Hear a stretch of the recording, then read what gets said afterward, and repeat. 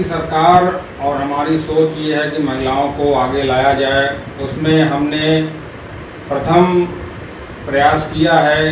हमारा गांव अभी प्रथम बार नगर घोषित हुआ है और इसमें हमने ये फैसला लिया कि महिलाओं के उत्थान के लिए अगर महिला सामने रहेगी, क्योंकि इनकी आधी आबादी है और इनको सरकार ने भी बहुत पीछे रखा है, इनको उतना ज़्यादा आगे नहीं लाया। 50% अभी महिलाएं राजनीतिक क्षेत्र में नहीं हैं।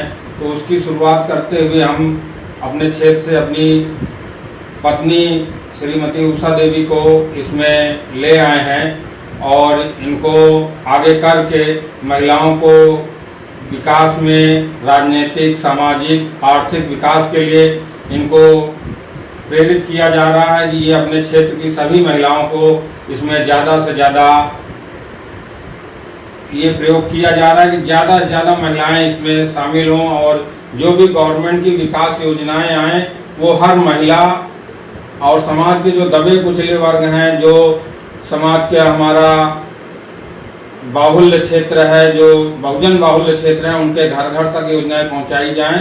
इसलिए हम इनको आगे किया है और इनको पूरा सपोर्ट महिलाओं का मिल रहा है।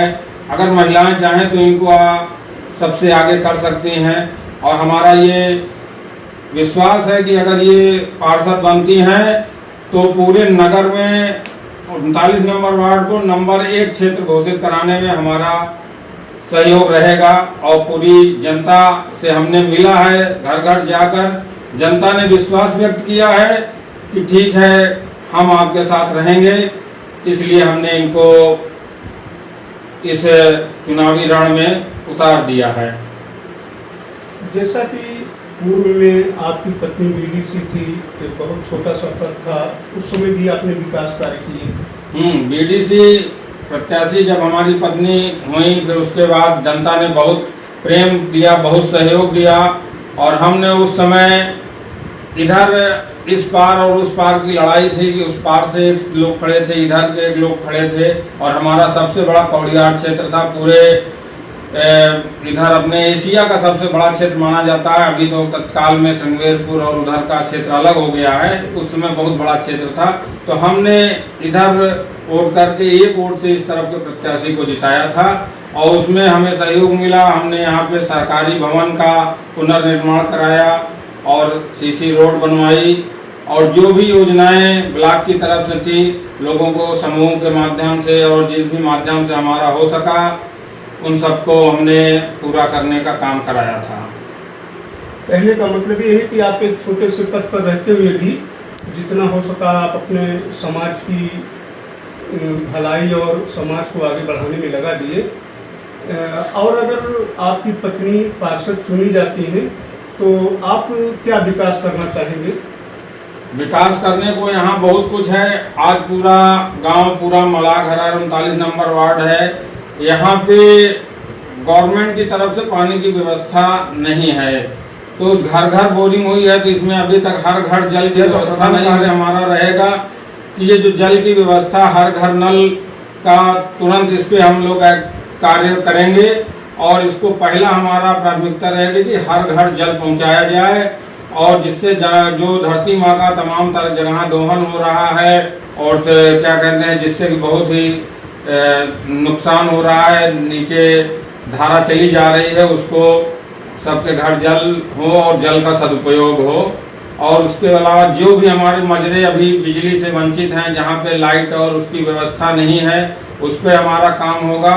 और अभी अभी जो घर टूटे हुए हैं, हमारी बहुत सी गरीब जनता जो सड़क पर थी, उनके घर टूट गए हैं, तो उनका हम सरकार से अनुरोध करेंगे और अपने निगम से कि जिनका जिनका घर टूटा है उनको छतपूर्त के रूप में, उनको कॉलोनी में या उनकी छतपूर्त हम कैसे कर सकते हैं, वो आगे हमारे पार्षद जी के सदन में पहुंचने के बाद वहां से जितनी भी ज़्यादा से ज़्यादा योजनाएं होंगी उनको हम तेजी से यहाँ पे लाने का काम करेंगे और पूरा 24 घंटा हम उस पर समर्पित रहेंगे कि कहीं भी कोई हमारे यहाँ इस तरह की जो भी समस्याएं हैं, समस्याओं को पूरा फोकस रहेगा और समाज के अंतिम व्यक्ति तक सरकार की सारी योजनाएं और ले आई जाए, खेल की व्यवस्था युवाओं को कराई जाए। अभी मैदान की व्यवस्था करानी है, जो हमारे जलाशय तालाब हैं उन जमीनों को क्या कहते हैं वहाँ पे पानी की व्यवस्था, जलाब भरे रहे जिससे भूगर्भ हमारा मेंटेन रहे, और उन तालाबों को सौंदर्यीकरण करा के उसमें बोटिंग की व्यवस्था जिससे आसपास के लोगों को रोजगार उपलब्ध हो सके। हमारे पास बहुत से चरागाह पड़े हैं, बहुत सी ज़मीनें पड़ी हुई हैं जिनका विकास करना बाकी है। उन सबको क्या कहते हैं विकास करा के और ज़मीन को सरकारी दर्शा के उनको क्या कहते हैं सब विकास के काम में आगे बढ़ाया जाए। और जो छुट्टा पशु हैं उनके लिए बढ़िया क्या कहते हैं व्यवस्था की जाए, चरागाह की और गौशाला की। इसके लिए हमारी सतत प्रयास रहेगा, क्योंकि हमारा आखिरी गांव पड़ता है। सारी नगर निगम के गाय भैंस यहाँ आके किसानों को भी परेशान करती हैं। उन सबको देखते हुए गौशाला की एक व्यवस्था कराई जाएगी। आपके कहने का मतलब ये है कि जो किसानों का नुकसान हो रहा है इसकी व्यवस्था आप गौशाला की करवाएंगे। वार्ड नंबर 39 की जनता को आप क्या संदेश देना चाह रहे हैं? संदेश हमारा जनता से ये है कि वो हमें अपना प्यार दे। हमें क्या कहते हैं उनको, हम अपने लिए चुनाव नहीं लड़ रहे हैं, हम यहाँ की जनता के लिए चुनाव लड़ रहे हैं। जो हमारी यहाँ की 50,000 जनता और 12,000 हमारे वोटर भाई हैं, जिसमें पुरुष महिला है, उनके लिए अच्छी स्वास्थ्य व्यवस्था, अच्छी जल की व्यवस्था, अच्छी विद्यालय की व्यवस्था, इन सब में हमारा फोकस रहेगा। और ये हम पद पे न रहते हुए, हमारे पिताजी भी डिप्टी पोस्ट मास्टर थे, तमाम समाज के कार्य में सदा लगे रहते थे। पिताजी हमारे अब स्वर्गीय विजय कुमार गुप्ता जी नहीं रहे हैं, उनका 2015 में स्वर्गवास हो गया है।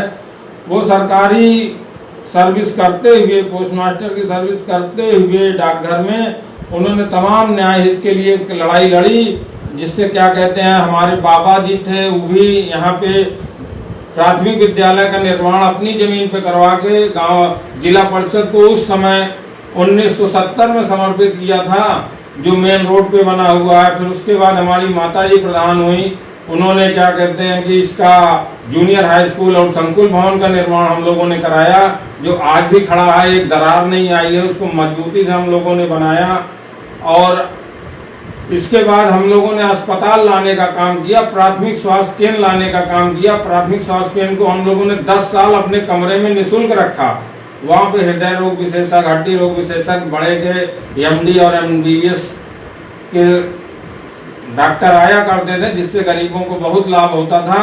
लेकिन दुर्भाग्य से जब अस्पताल आई बनने को, उसका 1 करोड़ बजट था और यहाँ पे ज़मीन मौजूदा सरकार ने नहीं दिया, मौजूदा प्रधान जी लोगों ने नहीं दिया, जिसके कारण वो यहाँ से 3 किलोमीटर दूर जाके जादोपुर गांव में बनी, दूसरी ग्राम सभा में गई, इंटीरियर में बन जाने के कारण यहाँ पे तमाम तरह का ये स्वास्थ्य सेवा हम लोग नहीं दे पा रहे हैं, जिससे कि यहाँ पे आज अस्पताल की बहुत ही कमी है। इस हदगाह मलाका के बीच में एक भी सरकारी अस्पताल ना होने के कारण कोरोना काल में ऐसा कोई घर नहीं बचा जिसमें 10,000 से लाखों रुपए लोगों ने न लगा दिया हो, जिससे गरीबियों को और गरीब हो गए हैं। इन सबको विशेष ध्यान दिया जाएगा, जिससे कि हमारी मांग हो रहेगी सरकार से कि एक हॉस्पिटल चाहे जैसे भी यहाँ पे हमारे वार्ड में स्थापित किया जाए। SP न्यूज लाइव से संजीव मिश्रा, कैमरामैन उमेश चंद साहू जी।